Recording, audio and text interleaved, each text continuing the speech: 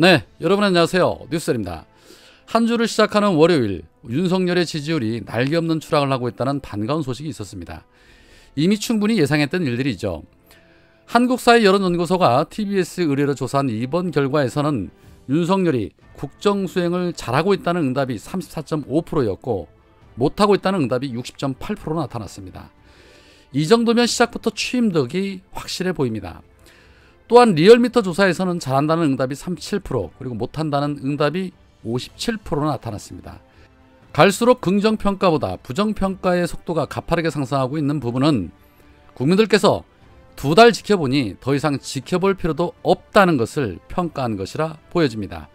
또한 한국사회여론연구소 조사에서 윤석열 대통령 부부가 나토 정상회의에 민간인을 동의한 것에 대해서 10명 중 7명, 66.5%는 부적절하다라는 의견을 보였고, 반면에 문제가 없다라는 응답은 26.2%로 나타났습니다. 저 26.2%는 나라가 망해도 빨간당을 찍어준다는 콘크리트 지지층으로 판단이 됩니다. 정상적인 상식과 사고를 가진 분들이라면 민간인이 전용기를 탄 부분에 대해서 어떻게 적절하다는 평가를 할 수 있겠습니까? 아무리 지지한다 해도 잘한 건 잘한 것이고 못한 건 못한 것이라고 말할 수 있어야 그게 진정한 지지자들의 모습이 아닐까 하는 생각이 듭니다. 그런데 이렇듯 지지율이 계속해서 곤두박질 치자 윤석열과 그 부하들도 그 심각성을 이제야 조금씩 인식을 했는지 윤석열이 매일 아침 출근길에 기자들 앞에서 짧은 지뢰 형태로 진행을 했었던 일명 도어 스태핑을 잠정 중단하기로 했다고 합니다. 대통령실은 공지문을 통해서 대통령의 도어 스태핑은 잠정 중단하기로 했으며 대변인의 브리핑도 가급적 서면 브리핑 중심으로 진행을 하겠다. 용산 대통령실은 사무공간이 매우 밀집해 있는 데다 대통령 집무실과 기자실이 분리되어 있지 않다. 그만큼 감염병 확산에 취약한 점을 감안해 달라라고 입을 털었습니다. 감염병 예방 차원에서 중단한 것처럼 또 이상하게 해명을 합니다. 여하튼 뭐 하나 진실된 게 없습니다. 그냥 솔직하게 대통령이 매일 아침 정제되지 않는 발언을 수시로 해서 지지율 하락의 원인이 된다라고 솔직하게 인정하면 될 텐데 되지도 않는 감염병을 들고 나옵니다. 참 변명이 궁색합니다. 결국은 대통령 놀이하면서 매일 아침 자신의 말을 땡윤 뉴스 만들려고 도어 스태핑을 했다가 역풍 맞고 잠정 중단을 한 것인데 뭘 알아야 그런 것도 하는 것이죠. 그런다고 해서 떨어지는 지지율을 막을 수는 없을 것입니다. 성난 민심을 잠재우기에는 윤석열 정부의 수준이 너무 형편없다는 것이 바로 국민들의 평가이기 때문입니다. 박근혜는 윤석열에 비하면 그나마 입이라도 무거웠습니다. 자, 그런 가운데 재미있는 소식도 있었습니다. 오랫동안 이재명 의원을 저격해왔던 김부선이 느닷없이 자신의 페이스북을 통해 이런 글을 올렸습니다. 존경하고 사랑하는 윤석열 대통령님, 저도 한 자리 받고 싶습니다. 김영환이 충북도지사면 김부선은 제주도지사 안 될까요? 저도 후보를 도운 원년 멤버 아닙니까? 저는 관리비만 내주시면 만족할게요. 참고해주세요. 돌 하루방처럼 희소식 기다릴게요. 라는 글을 올렸습니다. 자, 김부선이 이런 글을 올린 부분, 아마도 윤석열과 김건희가 자신들과 이해관계에 있는 자들을 전부 중용하고 하다못해 사적 체육을 통해서 한 자리씩 나눠먹게 하고 있는 부분에 대해서 나도 빠질 수 없다. 나도 이재명 떨어뜨리는데 한몫했다라는 소리 같습니다.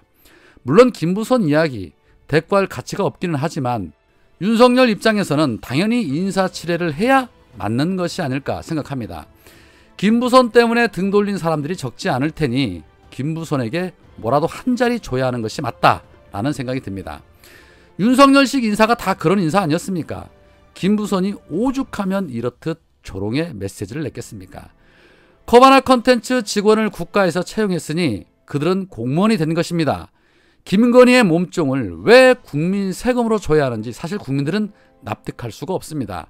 아무리 대통령이라지만 마음대로 할 수 있는 자리가 아닌데 공적이든 사적이든 이렇듯 본인들과 관련된 사람들을 자기들 멋대로 채용하는 것이 바로 국기문란이자 국정농단인 것입니다.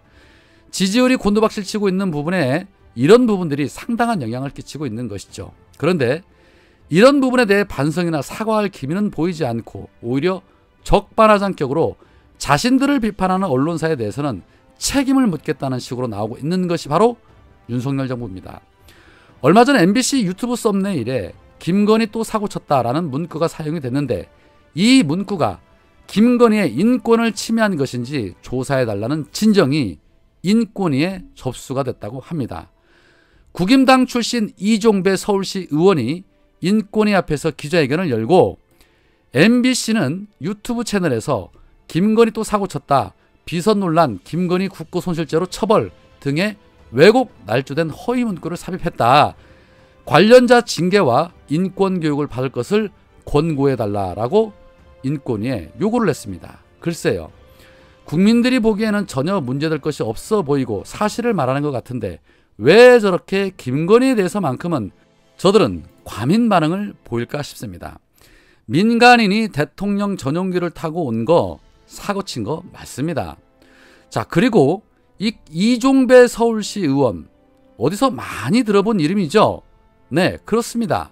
바로 고발 전문 단체였던 법세련 대표입니다. 그자가 지금 서울시 의원입니다.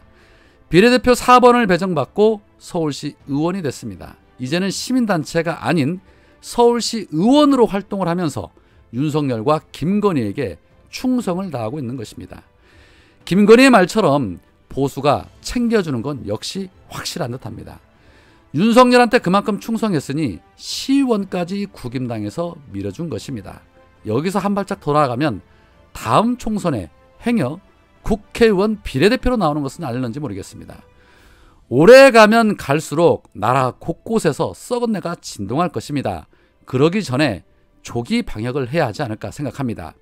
깨끗하고 말끔하게 정리해 줄 사람 누구일까요? 네, 여러분들께서 다 아실 겁니다. 자, 한편 이준석이 당대표를 끝까지 고집하고 사수하겠다라고 밝혔었는데 결국 팽당한 것으로 보여집니다. 국임당에서 권성동 직무대행 체제로 중론이 모아졌다고 합니다. 자, 이렇게 되면 이준석은 그동안 윤석열에게 실컷 이용만 당하고 쫓겨나게 되는 것입니다. 이쯤 되면 이준석도 가만히 있으면 안 되겠지요. 이병헌 주연의 영화 중에 달콤한 인생이라는 영화가 있습니다. 그 영화에서 이병헌이 김영철을 향해 나한테 왜 그랬어요? 라고 따지면서 복수하는 장면이 나옵니다. 갑자기 그 장면이 연상되는 이유, 이준석도 이대로 가만히 있으면 안 된다는 것입니다. 내가 누구인지 보여줄게 라며 본인이 할 수 있는 일을 한번 제대로 해봤으면 좋겠다라는 생각이 듭니다. 창당이든 폭로든 뭐가 됐든 간에 말입니다. 오늘은 여기까지입니다. 고맙습니다.